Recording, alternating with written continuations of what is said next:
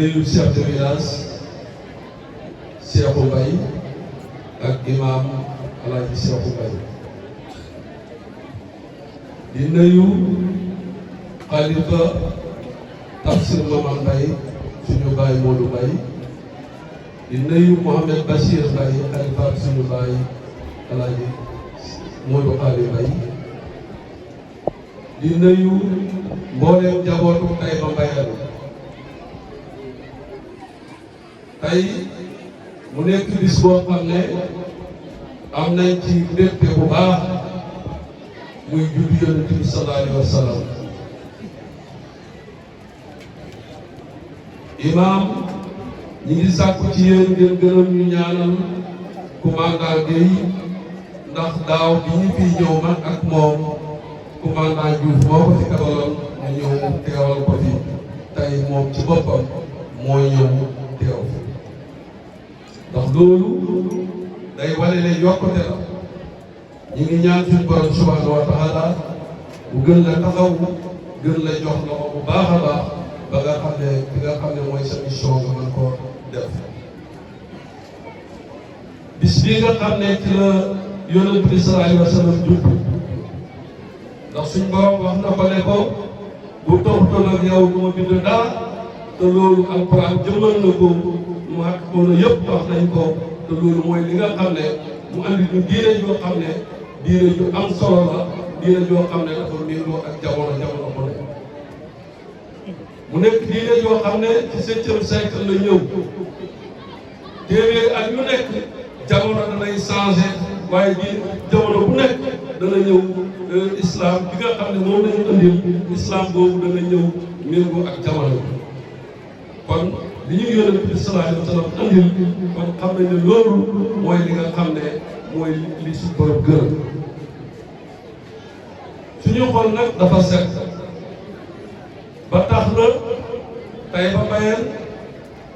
mu nekk dëkk boo xam ne lu ëpp téeméeri at ñu ngi màggal juddu Yonent bi sallallahu alayhi wa sallam ndax suñu action Issa Ndiaye wax na ko ndax tey lii bu fekkee ne mi ngi am dafa nekk loo xam ne mag ñi ñoo ko fi jëmbatoon waaye yéen it bi ngeen ñëwee fekk mag ñi liggéey bu rëy nii da ngeen a continuer liggéey boobu bi ñu leen jàngaloo jàng ngeen bi ngeen jàngee xam ngeen te bi ngeen xamee yéen a koy jëfandikoo ñu ngi ñaan suñu borom subhanahu wa taala mu gën leen jàppale dëkk bi ak commune bi yëpp maa ngi ñaan suma borom ci barke guddi gii yàlla def ci commune bi barke def ci dëkk bi barke barkeel suuf si barke Yonent bi sallallahu alayhi wa sallam di wax ne bi ñuy ñëw depuis 2014 li nga xam ne moom lañ amoon comme yéene mooy gàmmu gi fépp fu ñu ko fekk danañ ko yóbbu fu gën a kawe fi ko fekkoon yaakaar naa jamono bu nekk ñu ngi innové di am ay xalaat ak ay Niger di def loo xam ne dana gën a dimbale ñi nga xam ne ñoo fi nekk pour ñu mettre leen ci condition yu baax moo tax bi ñu fi ñëw 2023 ak gàmmu gi passé yàlla dogal na bi ñu ñëwee waxoon nañ ci problème turbine bi parce que doon nañ ci wax léegi ñu nit ñu waxoon ne dañuy jéem appuyer Taïba Mbayeen pour ñu mën a am turbine boo xam ne bu ëllëgee parce que léegi li ëpp ci gàmmu yi nawet lay am te dafay bëri ay jafe-jafe moo tax nag ñu sóobu ci vraiment ba yàlla dimbali ñu ci te boo gisee lii ñu mën ko def seen ñaan bokk na ci waaye conseil municipal bi nga xam ne tey ñoo ñu jàppale jox ñu digal bañ mën a def lii su doon toon conseil municipal bi duñ ko mën ndax su fekkoon ku leen wate leen duñ wate duñ ko mën kon ñu ngi sàkku ci yéen ngeen ñaanal conseil municipal bu Kër Mandondo lépp loo xam ne monsieur dañ ko yàlla may ñu ci ndam ñu ngi sàkku ci yéen ngeen ñaanal président de la république Diomaye Faye yàlla gën ko jàppale taxawu ko ba nga xam ne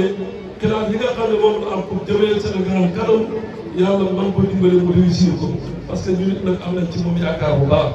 te bëgg nañu kenn ñaanal di wax rek ne incha allah bëgg nañu bu gàmmu gi passé ñu fexe ñu couler turbine bi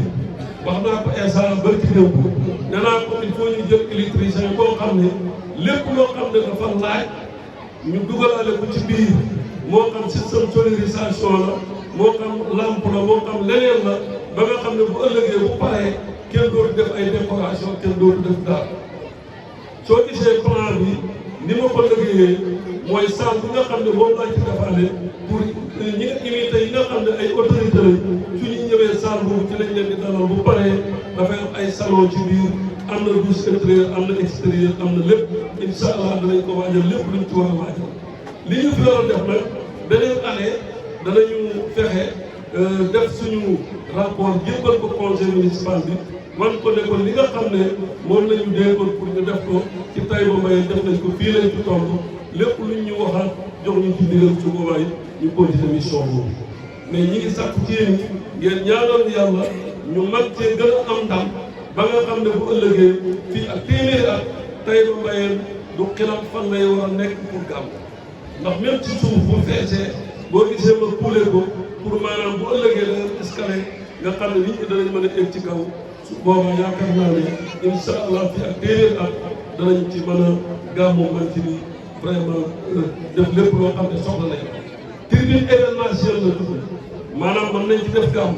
mën nañ ci def ay siyaare mën nañ ci dalal nitu diine lépp loo xam ne dafa jëm ci yokkute mën nañ ko ci def moo xam lu jëm ci wàllu julli yi la wala leneen lépp lu ngeen bëgg rek dana leen mën a dimbali ngeen mën ko ci def kon loolu lañ ci vraiment wax di sant délégation bi nga xam ne comme ni ko Aliou Thiam waxee ma ànd ak ñoom maa ngi leen di gërëm bu baax ci ànd bi ngeen ànd ak ñun bu ngeen ñu ci barab bu tedd bii di ñaan yàlla ñun ñi fi teew ëllëg bu déwénee yàlla ñu fi teew mu ànd ak wér ak jàmm ak ay xéewal ñu ngi ñaan suñu borom subhanahu wa taala